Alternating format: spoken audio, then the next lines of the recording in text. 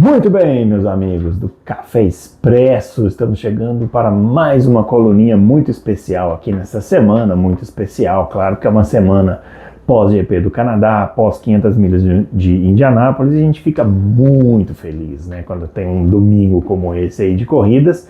E no GP do Canadá aconteceu um fato relevante, que a gente já vai comentar já e é o tema deste vídeo. Mas antes disso, antes de qualquer coisa, eu peço que você se inscreva aí no nosso canal, né? E deixe o seu like aqui nesse vídeo. Tem um negócio de hypar também. Tem um negócio de hypar, se você quiser hypar, a gente não liga não. Pode ir lá, pode hypar à vontade, sem problemas, beleza? Não se esqueçam de se tornar apoiador aqui do Café com Velocidade. Tem muitos benefícios, hein? A live que a gente fez essa semana, na segunda-feira, trouxe uma série de benefícios aí para quem se torna apoiador aqui do Café com Velocidade. Então, se você não está sabendo desse rolê, procure saber e torne-se apoiador e apoie aqui o jornalismo independente do Café com Velocidade, beleza? Mas, como eu dizia, nesse final de semana aconteceu um fato muito relevante, que foi o seguinte: o Andrea Kimi Antonelli venceu o GP do Canadá e com isso ele inteirou a 4ª vitória seguida, desde a primeira vitória dele na China, esse ano, 2026, até o Canadá, foram 4 corridas seguidas.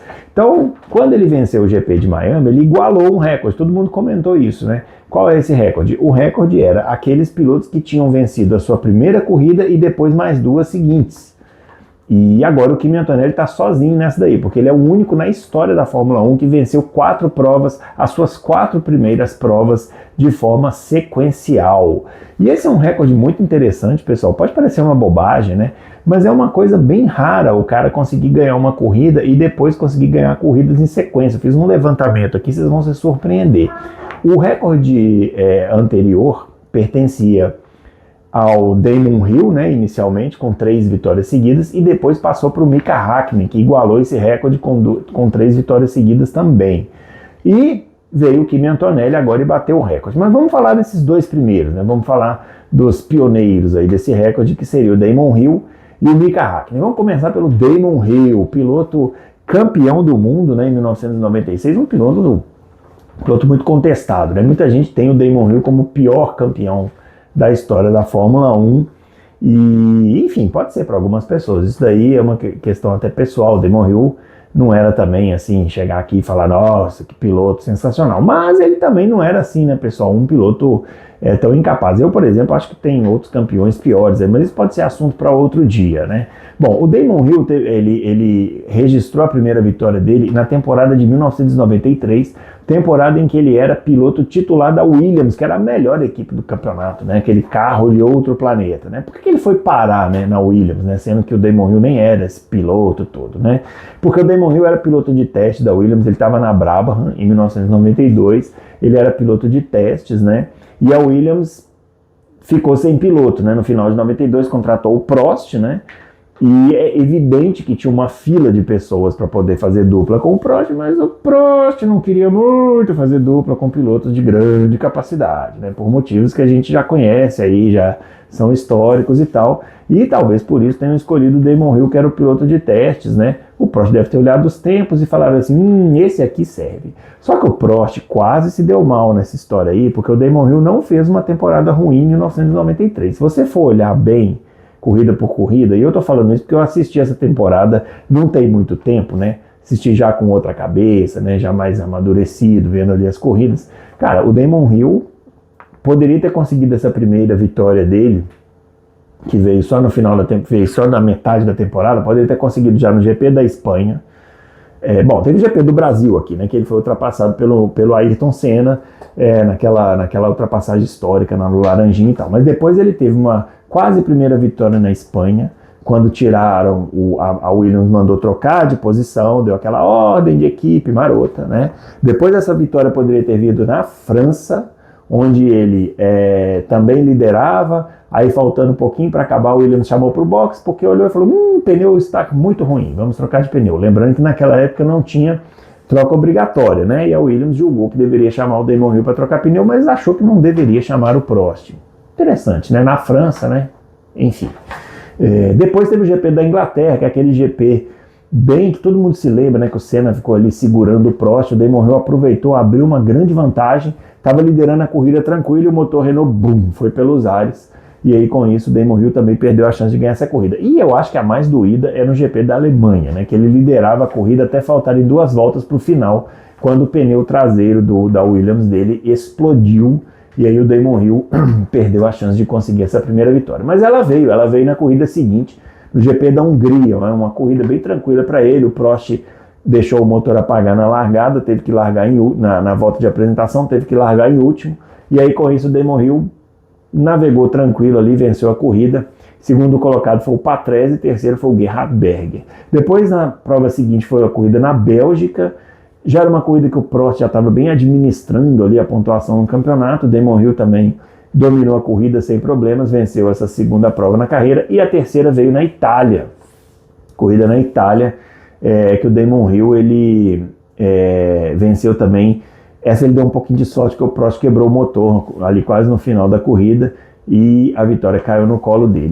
Para ele emendar a quarta vitória, né, a gente teria que vir no Grande Prêmio de Portugal, mas aí quem teve problema na volta de apresentação foi ele, né, teve que largar de último e não venceu o GP de Portugal. Essa vitória ficou com o Michael Schumacher, né, a segunda vitória do Schumacher na carreira.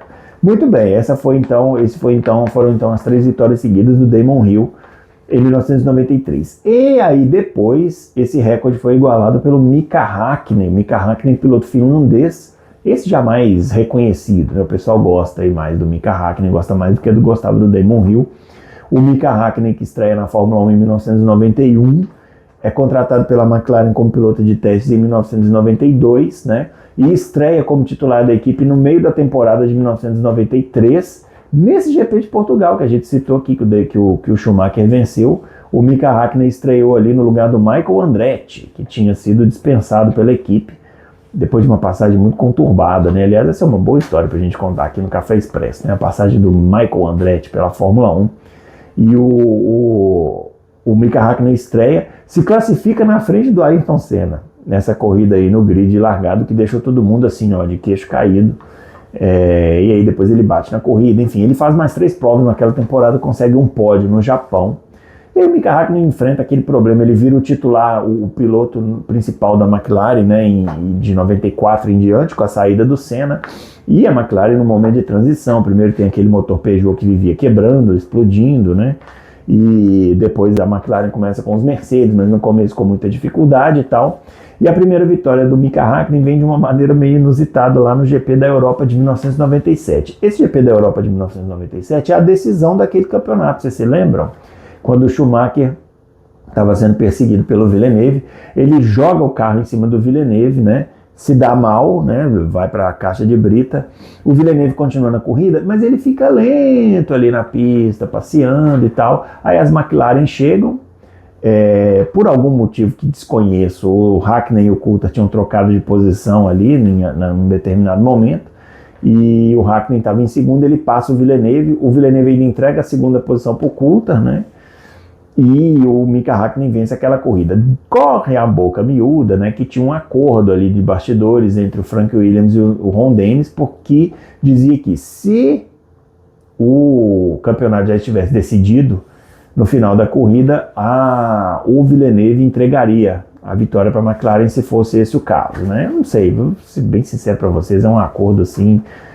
acho muito estranho que tenham feito esse acordo sem saber o que aconteceria dali em diante. Mas, enfim, são histórias aí da Fórmula 1, né? Aí depois, em 1998, aí acaba a temporada, vem 1998. Em 1998 a McLaren tem um caminhão de carro, eles vão para a primeira corrida em Melbourne, né? Na Austrália, e a McLaren passeia lá, bota uma volta em cima de todo mundo, né? E aí acontece um lance muito interessante, que o Häkkinen estava liderando a corrida, e ele, por algum motivo, ele entende que a McLaren está chamando ele para os boxes, e ele entra nos boxes, e aí com isso ele perde a liderança para o Coulthard.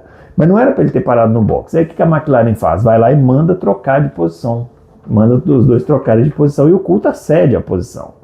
Pergunta para você que está aí assistindo, você obedeceria essa ordem de equipe na primeira corrida do campeonato, depois de um vacilo que não foi seu, foi da equipe?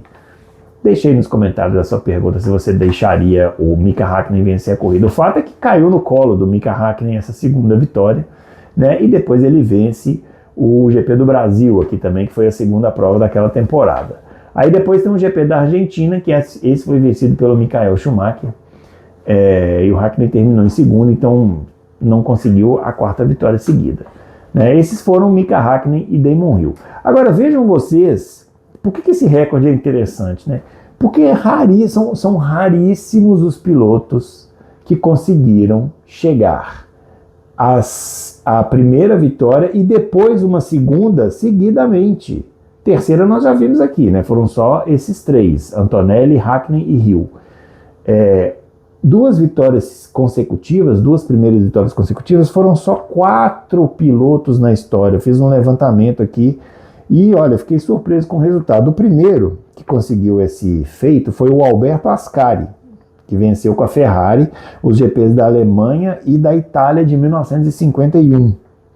Aí depois veio o Peter Collins, também da Ferrari, venceu os GPs da Bélgica, o piloto britânico Peter Collins, venceu os GPs da Bélgica e da França de 1956.